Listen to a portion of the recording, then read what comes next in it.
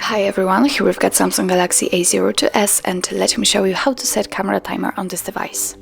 So first of all, let's open the camera app, and now all you have to do is simply take a look at this option bar at the very top of the camera. And right in the middle we've got the timer option, so let's tap on it, and here we've got actually 4 options to choose from.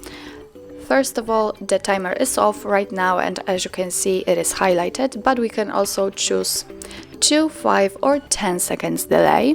So let me pick, for example, 10 seconds delay. Just tap here and tap on the 10 seconds. As you can see, this icon has changed, and all we have to do now is simply tap on the shutter button. And as you can see, from now on this device will count down from 10, and after that time it will take a photo. Okay, now let's check another option, so let's tap on this icon and choose, for example, 2 seconds. Okay, as you can see here we've got the 2 seconds applied, so let's tap on it, and the same situation, but now it is counting down from 2. In order to turn off the timer, just tap on it and tap on this off option. And as you can see, from now on this device will take photos right after touching the shutter button. So actually that's all. This is how to set camera timer in your Samsung Galaxy A02s.